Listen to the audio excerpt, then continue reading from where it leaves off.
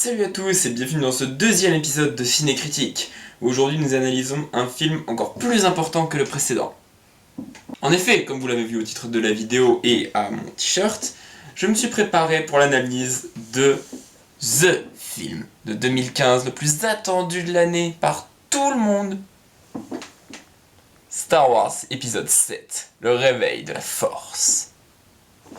Petit aparté rapide sur la saga avant ce film vite fait. La trilogie d'origine est excellente, les chefs-d'œuvre sont à mes yeux les épisodes 5 et 6. Oui, le 6 est aussi bon que le 5, je suis désolé. Et la prélogie, eh bien, je ne la déteste pas. Elle est certes inférieure à la trilogie d'origine, mais ça reste quand même de la qualité. En même temps, moi, j'ai grandi avec la prélogie. Du coup, je me souviens assez bien des sorties de l'Attaque des clones et de la Revanche des Sith. Ce dernier, je l'ai même vu au cinéma. Donc, bien sûr, comme tout le monde, j'attendais 10 ans après un nouvel épisode de la saga Star Wars. Après, je ne suis pas un grand fan de Star Wars. Je sais apprécier les films pour ce qu'ils ont à proposer, mais je ne les ai jamais vraiment vénérés. Aucun des 6. Donc, voilà, si vous voulez un avis de quelqu'un qui est assez neutre sur cette saga, eh bien, je suis votre homme. Bien, ceci étant dit, nous allons passer à l'analyse du réveil de la force. Alors, que raconte ce film? Parce que finalement, les bonnes annonces ne nous ont rien dévoilé là-dessus. Donc voici un petit résumé pour commencer.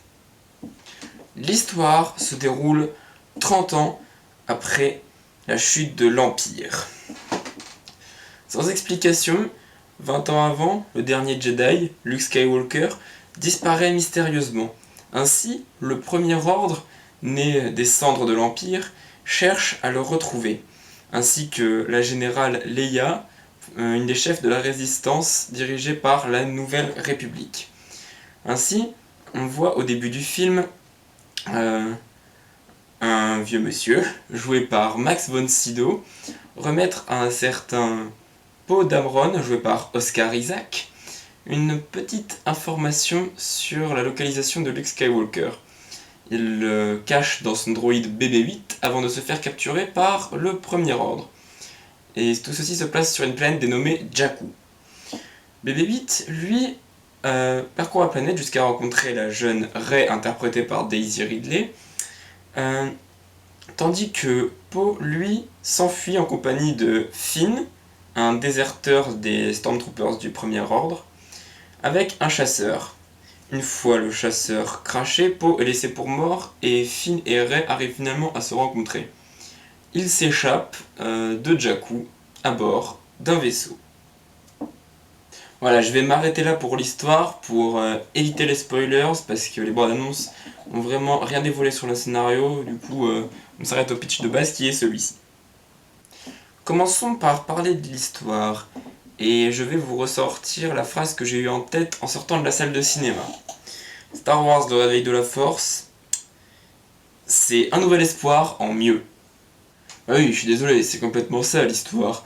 Des héros qui ont une existence médiocre qui ne les satisfait pas, et dont ils voudraient s'échapper, et qui sautent sur l'occasion de le faire, et accomplissent un voyage initiatique qui leur permettra de se renforcer au fur et à mesure de l'histoire. En effet, cette histoire est la même que l'épisode 4, mais au moins elle n'est pas longuée, parce que oui, Star Wars épisode 4 avait quelques petites longueurs. Deux notamment, au début quand les droïdes arrivent sur Tatooine et se font capturer, et à la fin, au moment de la préparation des rebelles, à aller détruire l'étoile noire. Ici, non, l'ennui n'est pas garanti, c'est très bien écrit, et puis ça peut soulever plusieurs thèmes. Mais il y en a un énorme qui ressort, le thème de la passation. Puisque en effet, vous le savez, Harrison Ford notamment a repris son rôle de Han Solo, et permet ainsi une certaine passation. On voit également Carrie Fisher dans son rôle de la princesse Leia, enfin de la générale Leia maintenant, qui permet aussi un thème de la passation avec Rey, et Han Solo avec Rey aussi, et Finn entre autres. Pour ce qui est des personnages maintenant, histoire de rester dans le fond de l'histoire, eh bien ils sont tous très intéressants et très bien développés. Et les principaux comme les secondaires, leur développement est à peu près égal à leur temps de présence, vous voyez. Donc Han Solo est toujours le même, quoique il s'est mis à croire ces histoires de force, de Jedi, tout ça. Il dit aux héros, tout est vrai. Alors qu'avant, eh bien, c'était un aventurier vraiment cartésien qui ne croyait que ce qu'il voyait, quoi. Mais il s'est un peu assagi, si vous voulez. Alors, je vais balancer une petite zone spoiler quand même. Han Solo est le Obi-Wan de l'histoire. Vous savez ce que ça implique. Pareil pour le personnage de Leia, qui est maintenant une générale de la Résistance. Elle a gagné en assurance et elle reste quand même assez autoritaire. Elle sait prendre les décisions au bon moment. Donc de ce côté-là, tout va bien. Pour ce qui est des nouveaux, Rey est une orpheline abandonnée sur Jakku. Et Finn, je l'ai dit, un déserteur des Stormtroopers.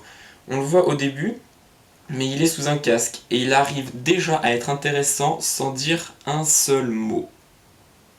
En effet, on le voit sur le champ de bataille, il a un signe distinctif, du sang sur le casque, mais on sent vraiment que c'est sa première mission et il n'arrive pas à tuer, il en tremble, il est essoufflé, il a les nerfs à bout à propos de ce qu'il voit, quoi. Même chose pour Rey, elle est très bien développée et on sent qu'elle est de plus en plus sensible à la force. Il y a une scène où elle est seule avec le méchant, digne héritier de Dark Vador, au passage, qui lui dit « Sans la force, elle est en toi, tu peux la ressentir. » Ouais, ça dépend de ton taux de midi-chlorien. Ceci était une pique gratuite envers tous les haters de la prélogie Star Wars. Cordialement. Donc voilà, les personnages sont très bien écrits, très intéressants à suivre, et en plus de cela, bien interprétés. Que demande le peuple? Bon, déjà, il y a Harrison Ford et Carrie Fisher, qui sont des acteurs confirmés, qu'on n'a plus besoin de présenter, qui sont toujours aussi excellents, comme il y a 32 ans maintenant. Pour les nouveaux, ils s'en sortent très bien, ils arrivent à bien retranscrire leurs personnages, ce qui est assez intéressant parce que pour Star Wars épisode 4, Un Nouvel Espoir, le tout premier sorti en 1977, on avait pris des acteurs totalement inconnus. Harrison Ford, Carrie Fisher et Mark Hamill n'étaient pas connus à l'époque. Et on a voulu réitérer la même chose pour ce 7ème volet, en respectant encore plus le thème de la passation avec de jeunes acteurs, totalement inconnus du grand public. Enfin, inconnus peut-être pas tout à fait. Personnellement, j'avais déjà vu Oscar Isaac dans le film The Two Faces of January, où il tenait le rôle de Rydell et jouait aux côtés de Viggo Mortensen et Kirsten Dunst, et où il était excellent. D'ailleurs, si vous êtes fan de thriller, je vous le recommande. Il est pas révolutionnaire, mais vous passerez quand même un bon moment. Là, dans Star Wars, il n'est pas aussi excellent que dans ce film, mais ça reste quand même du bon niveau. En même temps, son personnage dans Star Wars est moins complexe que là-dedans. Mais ne vous attendez pas à un mauvais jeu, ça reste quand même très agréable. Passons maintenant à la réalisation qui est excellente. Le film est réalisé par J.J. Abrams et ses méthodes sont toujours très efficaces et très proches de ses personnages.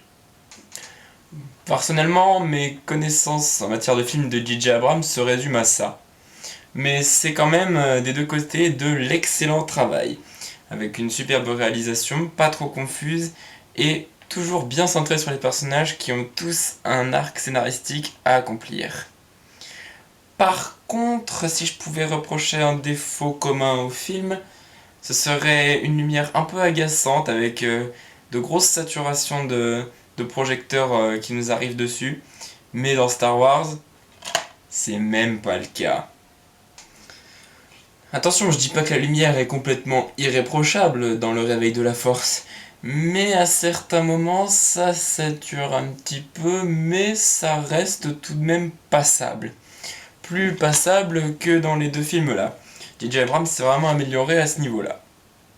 Voilà, la lumière c'est fait, passons maintenant aux effets spéciaux.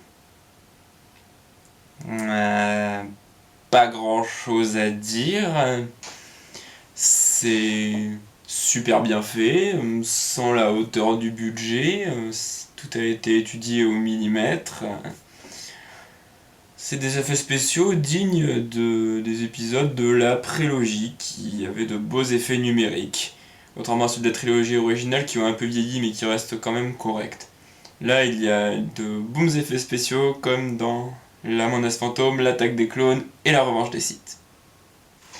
Et je vais conclure par le point qui m'a le plus surpris, la musique. En quoi ça m'a surpris?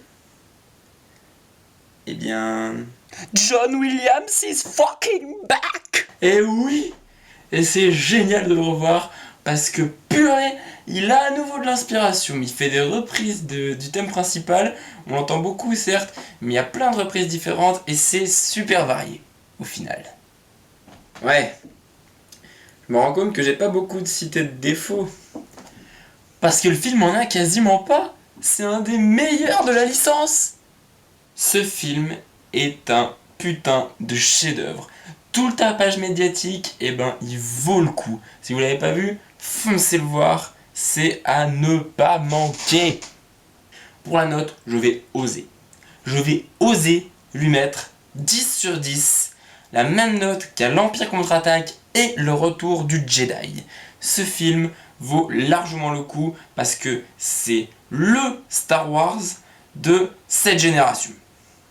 Bon, et bien voilà les gens, j'espère que ce deuxième épisode de Ciné Critique vous aura plu.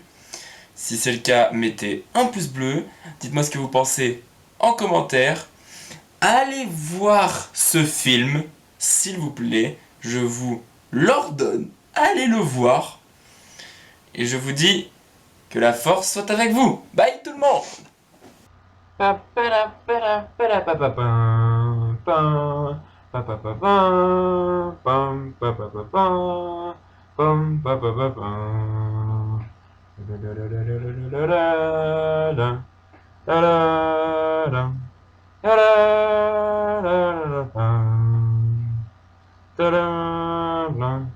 Ta-da!